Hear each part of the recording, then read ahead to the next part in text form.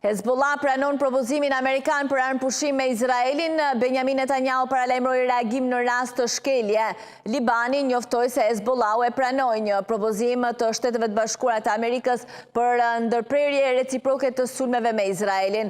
Sipas ambasadës së Libanit në Shtetet e Bashkuara, organizata shite ka dhënë pëlqimin për planin që parashikon ndalimin e sulmeve ndaj Izraelit, ndërsa Izraeli do ndërpres goditje ndaj kryeqytetit libanez Beirut.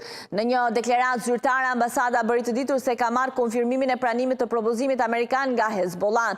Marrëveshja parasheh që sulmet izraelite ndaj periferive jugore të Beirutit të ndalen në këmbim të moskryerjes së sulmeve nga Hezbollah kundër Izraelit. Armëpushimi synon më pas të shtrihet në të gjithë territorin e Libanit. Kryeministri i Izraelit Benjamin Netanyahu konfirmoi ekzistencën e marrëveshjes, por theksoi se Izraeli do të vazhdojë të veprojë në jug të Libanit dhe paralajmëroi se sulmet ndaj Beirutit do të rifillojnë nëse Hezbollah vazhdon të godasë qytetet dhe civilet izraelit. Zhvillimi vjen pasi presidenti amerikan Donald Trump deklaroi se kishte zhvilluar biseda si me Benjamin Netanyahu ashtu edhe me përfaqësues të Hezbollah, duke shtuar se të dyja palët kishin rënë dakord të ndalonin të gjitha sulmet.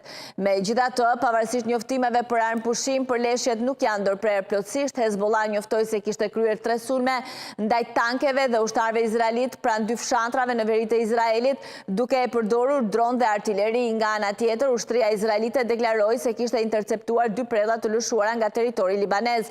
Paralelisht, tensione diplomatike janë shtuar pas paralajmërimeve të Iranit. Ministri i Jashtëm iranian Abbas Araghchi deklaroi se armëpushimi mes Shteteve të Bashkuara dhe Iranit duhet të respektohet në të gjitha frontet, përfshirë edhe Libanin, duke paralajmëruar se çdo shkrepje do të konsiderojë shkelje e të gjitha marrëveshjeve.